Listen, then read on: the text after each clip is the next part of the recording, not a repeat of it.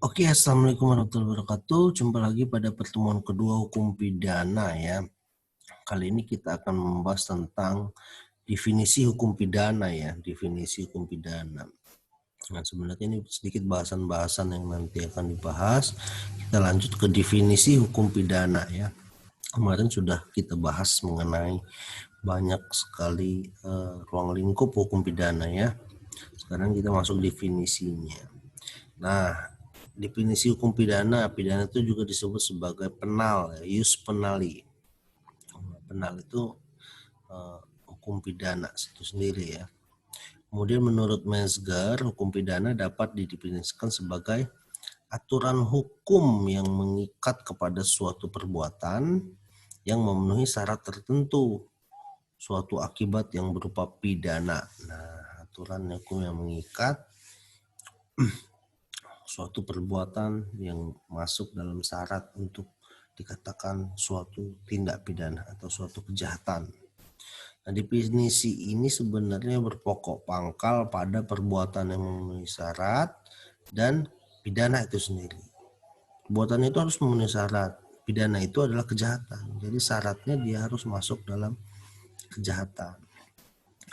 Nah, hukum pidana dikenal dengan jus penali atau hukum pidana ya, penal. Jus itu hukum, penal itu kejahatan, pidana ya. Hukum terkait dengan pidana, kejahatan. Perbuatan yang memenuhi syarat. Nah, dengan perbuatan yang memenuhi syarat-syarat tertentu dimaksudkan perbuatan yang dilakukan oleh orang ya, yang memungkinkan adanya pemberian pidana. Jadi perbuatan itu harus orang ya, orang atau badan hukum yang memenuhi syarat yang memungkinkan bisa dikasih pidana. Kemudian perbuatan semacam itu dapat disebut perbuatan yang dapat dipidana ya. Nah, apa yang dikatakan dalam aturan hukum itu ya, itu dikatakan perbuatan yang dapat dipidana atau perbuatan jahat. Nah, itu sudah dijelaskan ya. Apa yang sudah diberikan itulah yang sudah harus dilakukan. Perbuatan jahat. Kemudian oleh karena itu dalam perbuatan jahat tersebut harus ada orang yang melakukan ya, maka persoalan tentang perbuatan tertentu itu diperinci menjadi dua. Jadi orang itu harus diketahui juga ya, melakukan perbuatan tertentu itu adalah perbuatan yang dilanggar atau orang yang melanggar larangan. Nah, bisa dilihat dari situ ya. Perbuatan yang dilanggar atau orang yang melanggar larangan. Nah, pidana adalah penderitaan ya, atau nestapa ya disebut. Jadi adanya pidana itu sebenarnya suatu penderitaan yang diberikan untuk mengganjar seseorang yang melakukan kejahatan. Ini merupakan mekanisme yang dilakukan berbagai negara di negaranya masing-masing. Dengan adanya pidana, mereka akan diberikan hukuman ya, penderitaan untuk membalas yang sengaja dibebankan kepada orang yang melakukan perbuatan dengan syarat-syarat perbuatan itu. Nah, dalam hukum pidana modern, pidana ini meliputi tindakan tata tertib ya. Ada namanya tindakan tata tertib seperti treatment ya. Jadi bukan hanya penderitaan seperti hukuman saja, ada yang dilakukan seperti tindakan tata tertib. Nah, dalam KUHP yang sekarang berlaku jenis-jenis pidana yang dapat diterapkan. Seperti yang tercantum pada pasal 10 KUHP, yaitu dalam hukuman pokok dan hukuman tambahan. Nah, jadi kalau mau lihat apa saja sih hukuman bagi kejahatan ya, bagi orang-orang yang berbuat jahat. Yang pertama itu bisa dihukum mati. Nah, bisa dilihat ya, bisa dihukum mati itu biasa teroris ya, narkotika, pembunuhan berencana ya, genosida, pembunuhan massal. Nah, ini bisa dihukum mati. Kemudian ada hukuman penjara. Nah, penjara ini banyak sekali, semua kejahatan-kejahatan hampir semua di penjara sebenarnya. Minimal itu bisa 1 hari, maksimum itu bisa sampai 15 tahun. Dan bila ada perpanjangan bisa sampai 20 tahun. Dan ada lagi penjara yang dilakukan seumur hidup ya. Seumur hidup itu seumur hidup dia tuh di penjara. Kemudian kurungan. Nah, kurungan ini juga salah satu hukuman ya bagi penjahat. Nah, ini berbeda dengan penjara. Kalau kurungan ini dia itu biasanya adalah pelanggaran-pelanggaran ya, karena berbeda kejahatan dan pelanggaran. Ya, kejahatan itu melakukan suatu hal yang bertentangan dengan hukum, norma, agama, dan semua nilai.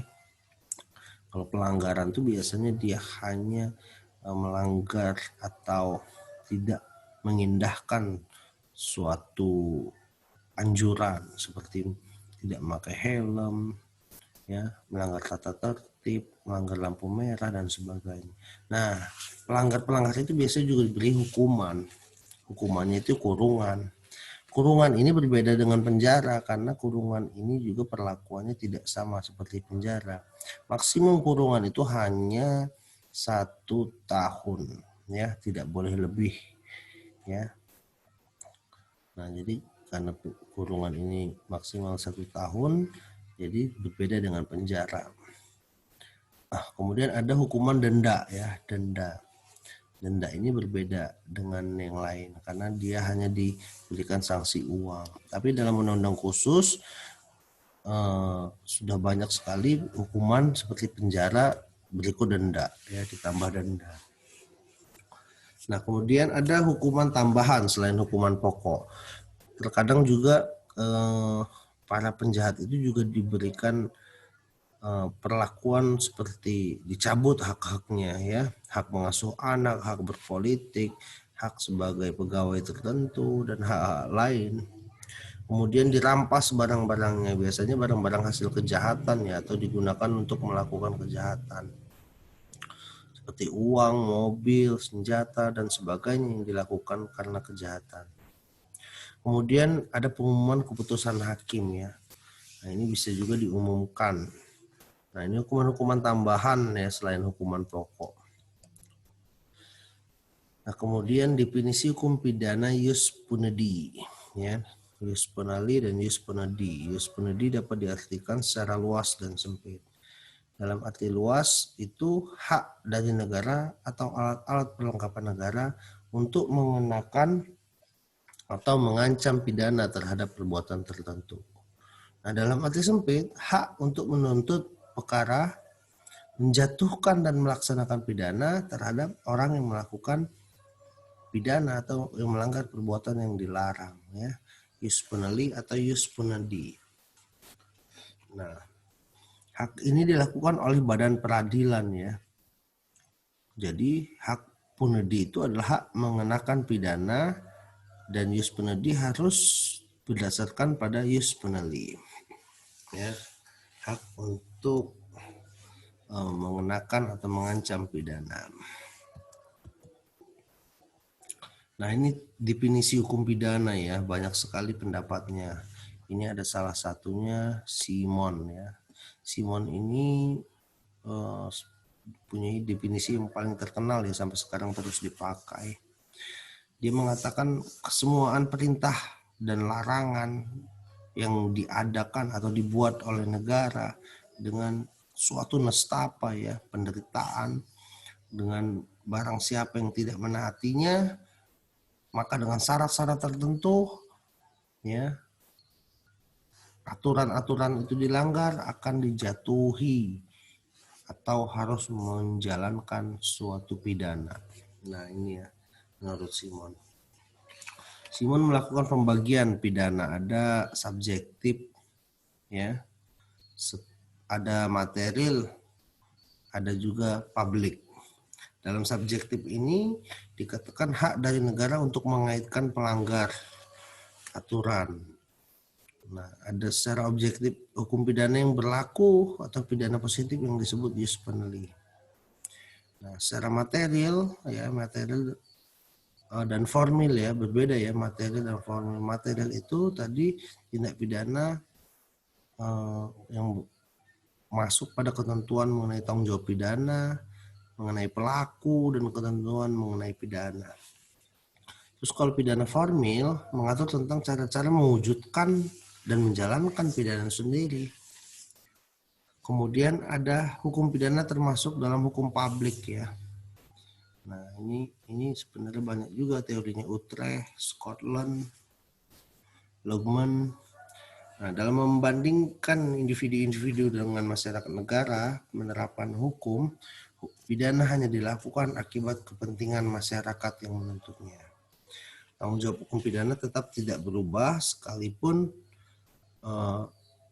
perbuatan tersebut dilakukan atas permintaan dari yang terkena tindakan. Nah, ini yang menurut Simon. Ada juga menurut Pompe ya, definisi pidana itu semua aturan hukum yang menentukan terhadap tindak apa yang seharusnya dijatuhkan dan apa saja macam-macam pidananya. Kemudian menurut Sutherland dan Creasy, criminal law in turn is defined conventionally as a body of specific regular regarding human conduct which have been promulgated by political authority which apply uniformly to all members of the classes to which the rule referred and which are enforced by punishment administered by state. Jadi memang kejahatan itu harus sesuai ya, dan harus diformulasikan dalam suatu aturan ya, dan dihukum secara administrasi negara. Nah ini menurut Sutherland ya. Kemudian ada menurut James van Bemmelen ya. Ya Bemmelen ya, hukum pidana material itu adalah tindak pidana yang disebut berturut-turut peraturan umum yang dapat diterapkan terhadap perbuatan dan pidana yang dapat diancam terhadap perbuatan itu. Nah, pidana formil ini mengatur cara bagaimana pidana seharusnya dilakukan, menentukan tata tertib, dan harus diperhatikan pada kesempatan tersebut. Nah, sebenarnya sama saja ya. Mereka banyak menjelaskan terkait dengan pidana material dan formil. Kemudian ini definisi hukum pidana dari tokoh Indonesia ya, Wirjono Projodikiro. Pidana itu ialah peraturan hukum mengenai pidana, kemudian hal-hal yang dipidanakan yaitu oleh instansi yang berkuasa dilimpahkan kepada seorang oknum ya, sebagai hal yang tidak dirasakan baik ya, tidak enak, dan juga hal yang tidak sehari-hari dilimpahkan.